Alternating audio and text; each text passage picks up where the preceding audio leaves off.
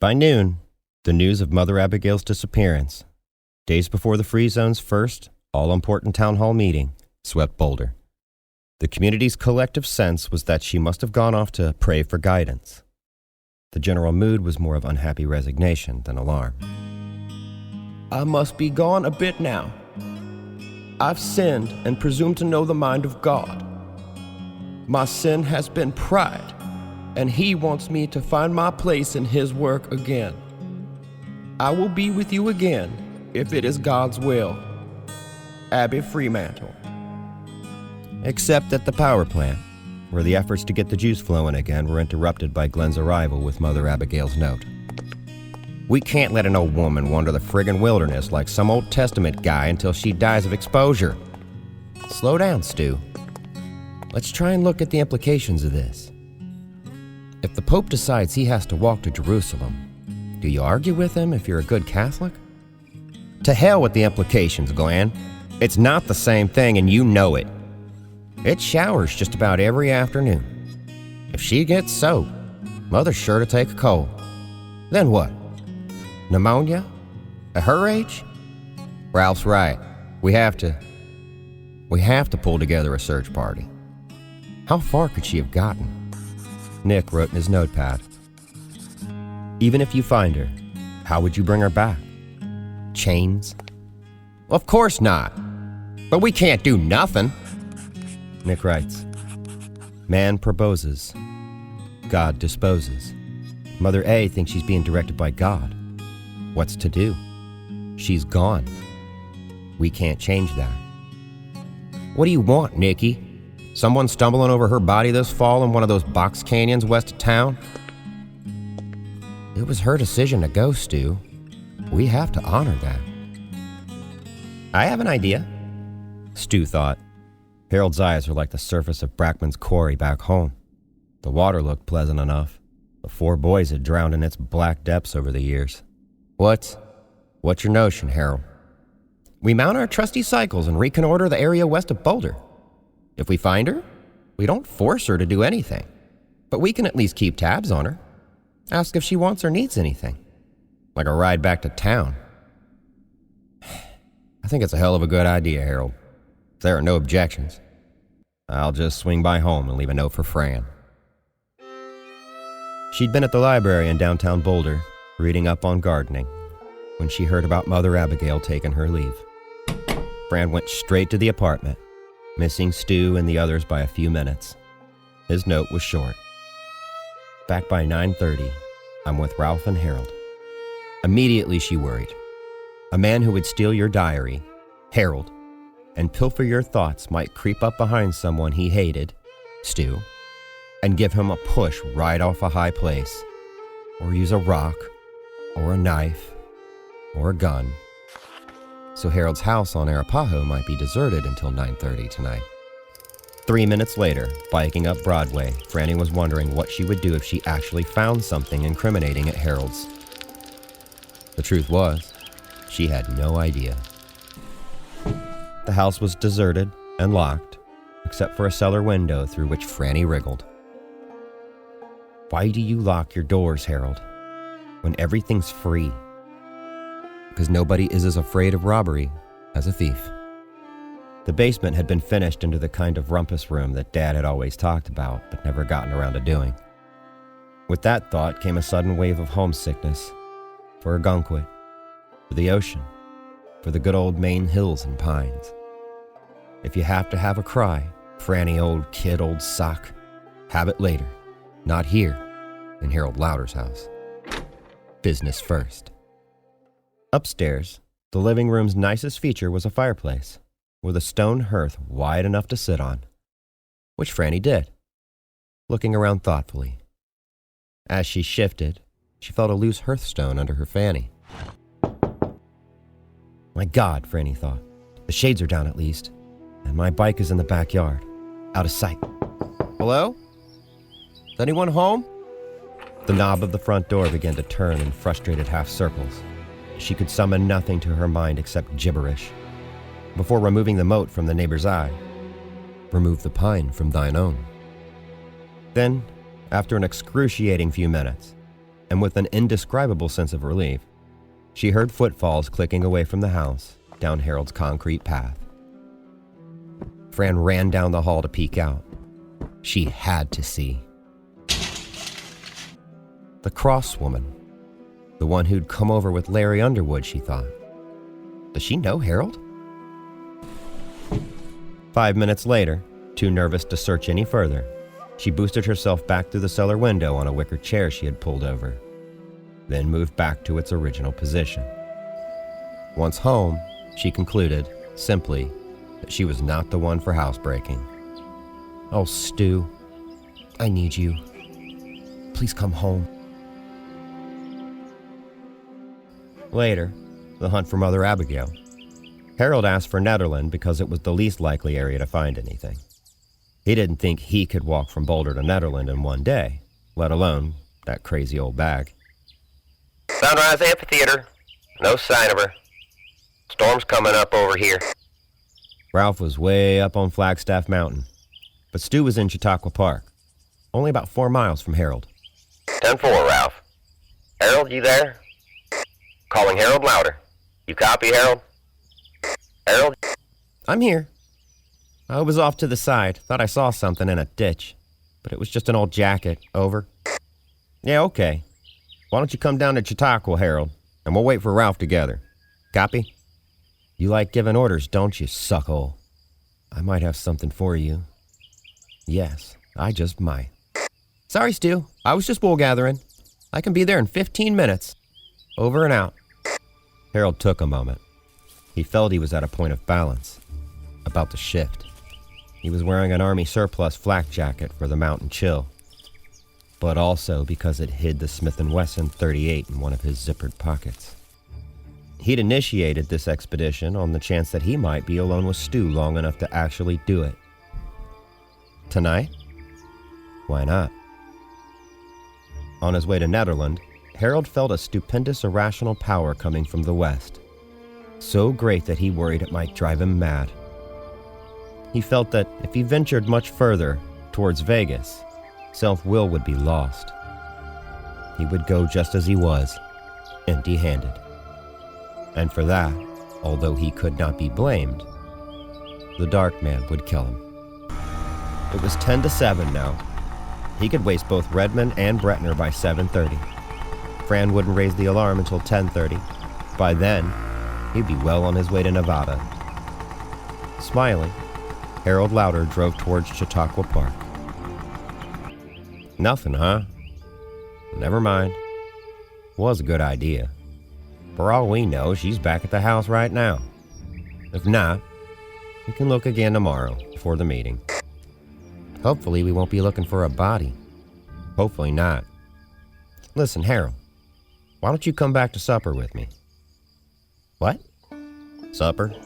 Franny'd be glad to see you too. She really would.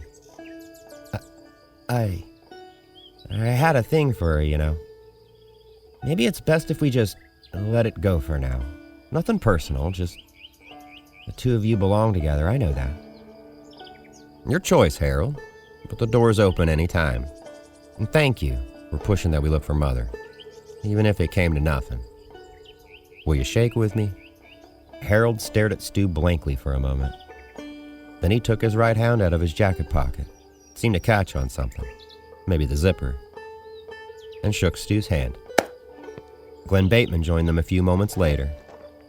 Harold slipped away from them as quickly as possible, his face strained and white, his voice oddly flat. Stu thought it must have been his disappointment that they hadn't found Mother Abigail affecting him. When he got home, he was on the verge of tears and shaken so bad he could barely get his key in the front door. He wrote in his ledger for nearly an hour and a half, until it was all out of him. His terror and his fury and his frustration, and his resolve was strong again. After putting his ledger away, Harold thought, calmly, how close he had come to mowing Stu down with his .38. That would have put the other members of their sanctimonious ad hoc committee in a mood for their meeting. But there would be other chances, after all. The mark of genius is its ability to abide. So he would. Harold froze. The basement door was standing open. He kept it closed tight. Always. "Who's there?" In the basement, Harold saw something on the floor beneath the window. A spill of brown grit. And in the grit, as clear as a footprint, the track of a sneaker or a tennis shoe. "You'll pay. Whichever one of you it was, you'll pay." But Harold had an idea who it was. He'd have to come up with a better hiding place for his ledger. He knew that. It was a dangerous book, and if someone found it, it was over.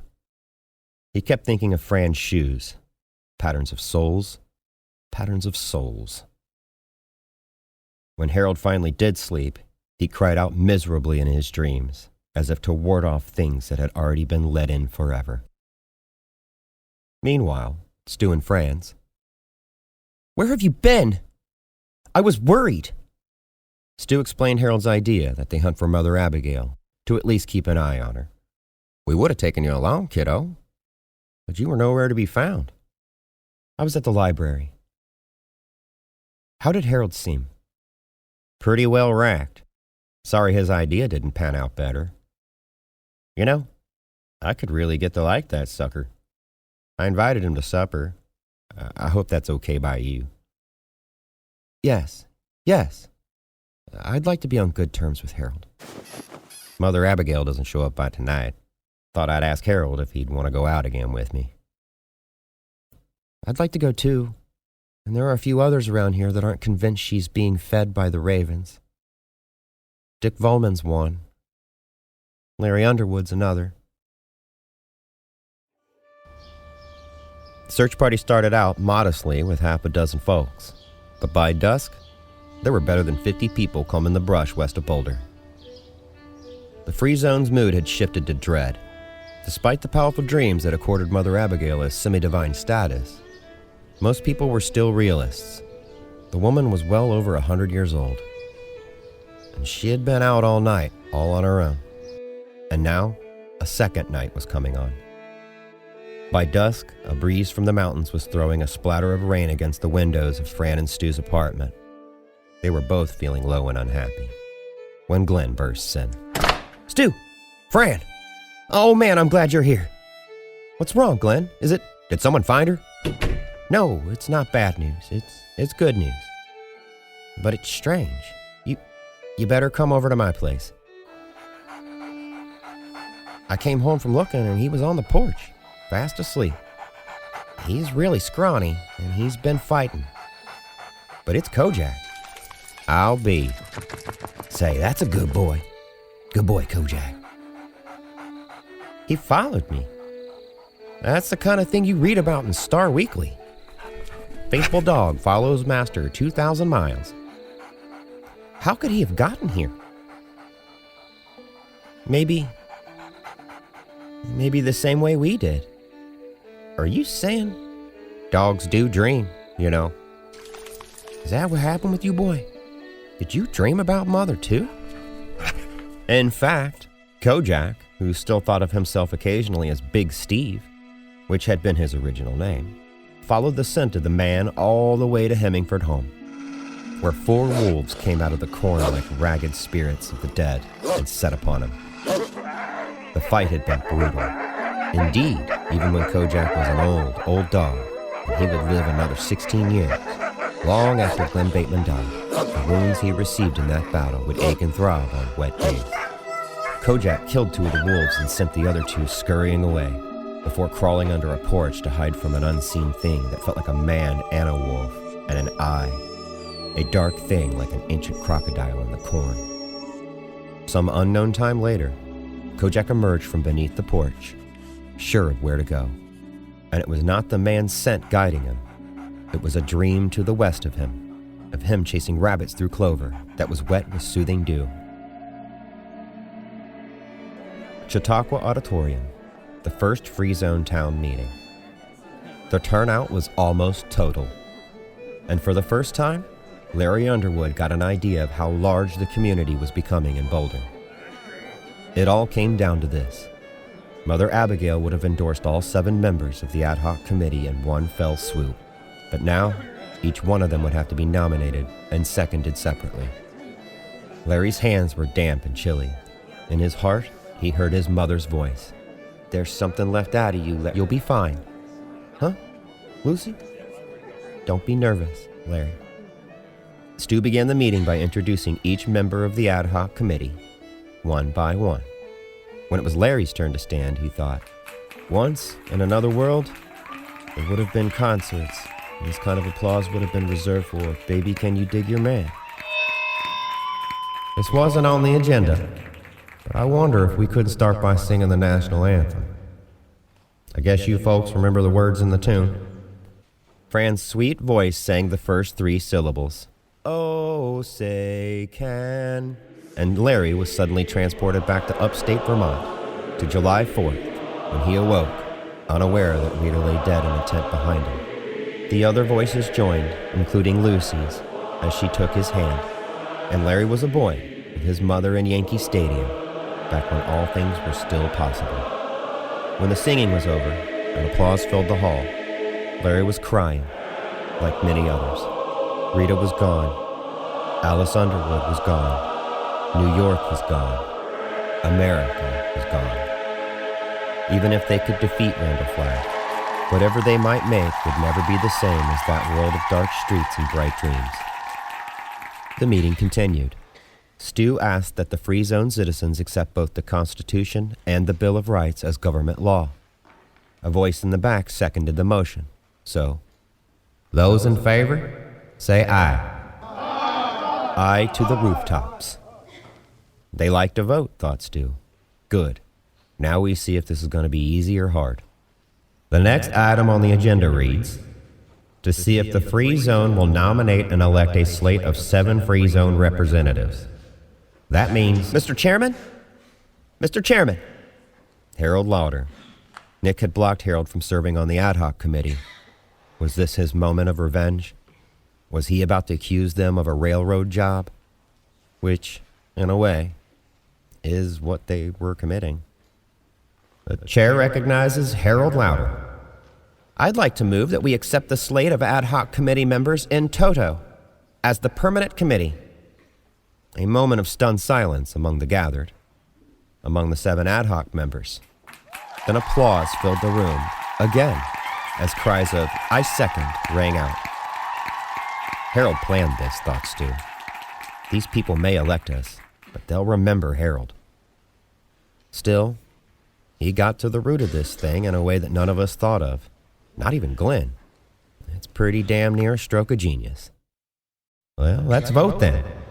Those in favor of Harold Lauder's motion to accept the ad hoc committee just as it stands as the permanent Free Zone committee, please signify by saying aye. Aye, they bellowed, sending the barn swallows above them into a frenzy. Opposed? There was not a single nay in the chamber. So Stu pushed on to the next item on the agenda, feeling slightly dazed, as if someone, namely Harold Lauder, had crept up behind him and chopped him on the head with a large sledgehammer made out of silly putty. Stu wondered, suddenly, if he had been wrong about Harold turning over a new leaf. He worried, dimly, that this was the first move of a confidence game Harold was playing with them. Well, they would find out soon enough.